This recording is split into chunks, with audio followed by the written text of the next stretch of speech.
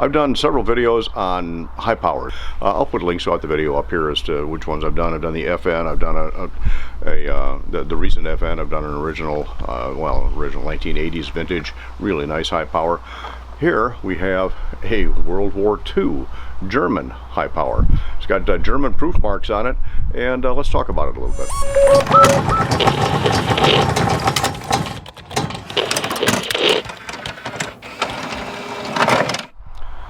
Thanks for stopping in while we take a look at a 1944 German high power. This is made in Fabrique Nationale d'Armes de Guerre, Herstel, Belgique, anyway, Belgian Browning.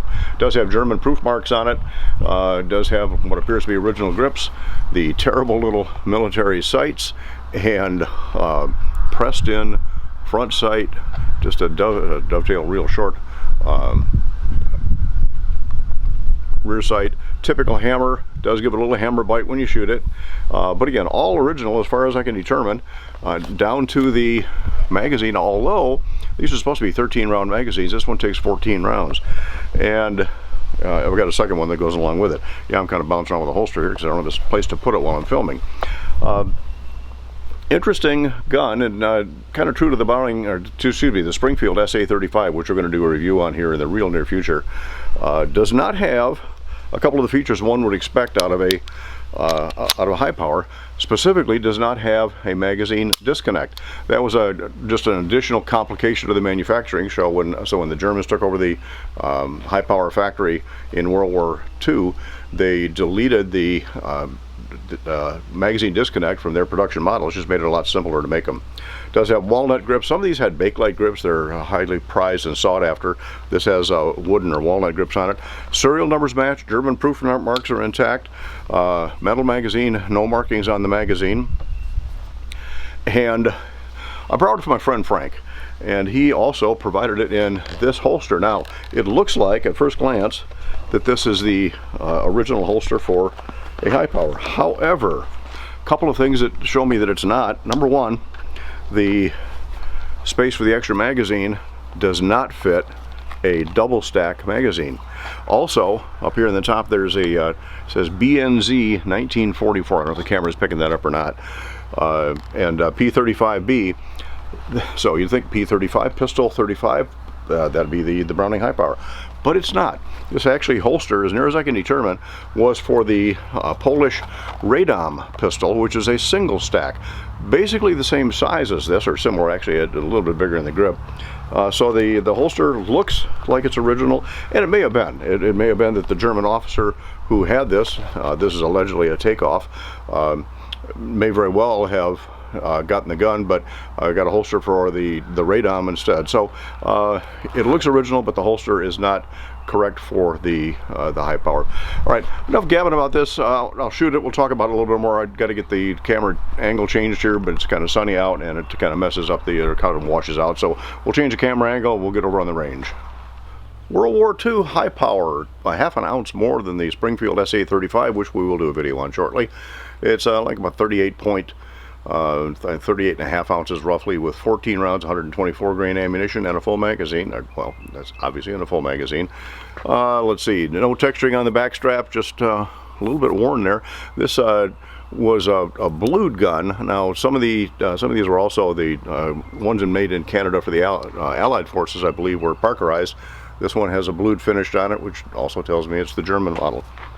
All right, I got some 124 grain ammunition loaded up in here. Let's just see if it'll do anything at all here at 7 yards. I got to watch out for that hammer bite, because when the hammer comes back, it does pinch the hand right in here. So I can't grip it quite as high as I would on a 1911. All right, you know, at 12 yards here, we have to start out by asking Alice. And okay, can I run the plates with it real quick?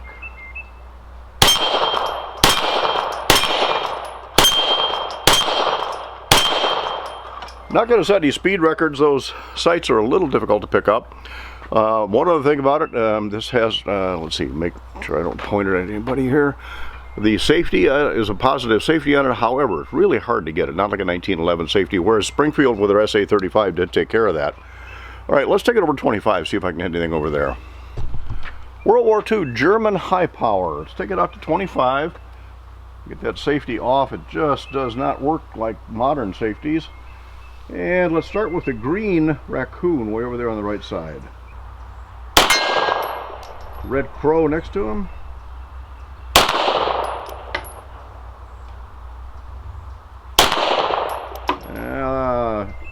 Haven't quite figured out where this thing hits yet. Certainly not there. All right, let's skip the crow. Let's go over to the 12-inch over there on the left, black with a white center. All right, can't tell where I hit it. Let's see, there's an orange woodchuck. Let's see if I can hit him.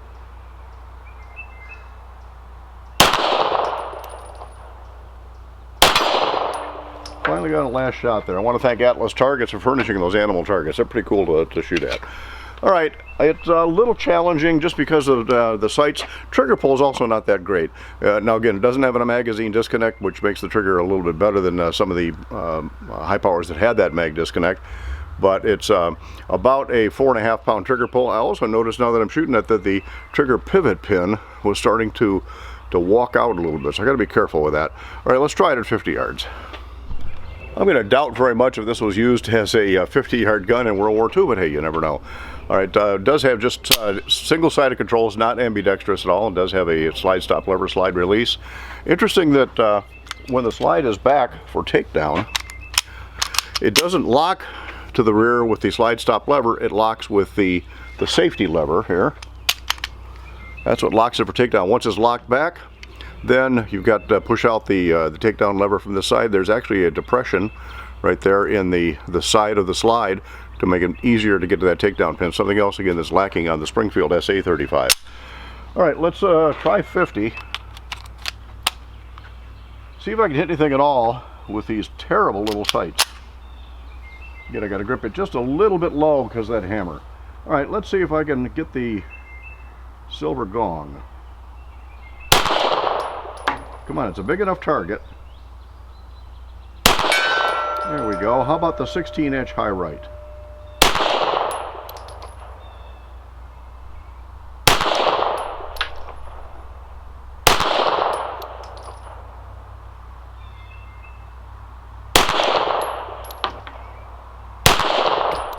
The answer so far is no.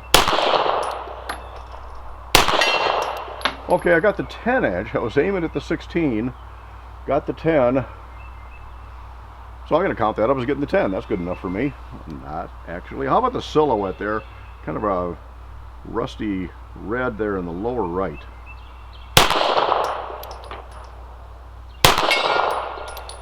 Okay, so I was aiming at the silhouette, got the 12. That means it's 50 yards. It's definitely shooting to the left. So I'm going to go way off to the right of that silhouette, see if I can actually get it. There we go. I think it's moving. All right, so it's definitely shooting way to the left. And again, that's not me. I know I'll get comments that, hey, I'm a right-handed shooter, is always pull to the left. It's not happening. Try back to the 16. Last shot. Got it. World War II, serial numbers matching, blued, German high power, no texture on the grip, but hey, that's how they made them back then. Terrible sights, terrible to actuate trigger. Oh, I just noticed that wasn't the last shot. I'm waving the gun around. They're still around in there. Fortunately, I'm not pointing it at anyone. There's nobody else here on the range anyway, putting it still in a safe direction now. But that had to have been because I'm holding, as I'm gripping, I'm actually putting a little apparent upward pressure on the slide stop lever. And there the trigger pin is walking out again, so I got to watch that. All right, still has one round left in it, and it held back with the magazine or the slide stop lever that's pushed up by the magazine. All right, one round left. Let's just go back and see if I can get that or the big gong. I like the sound of it. There it is, last shot. All right, now for sure it is empty. Slide serrations on it, nothing fancy. Again, just a utilitarian gun. It's got a lot of tooling marks on it, but again, serial numbers matching, World War II German high power. We're going to come up with the SA-35 here in the near future, and actually I'll put the maybe do a tabletop, and I'll bring this one into it, show the differences and comparisons. World War II serials matching, German high power, circa 1944. Thanks for stopping in.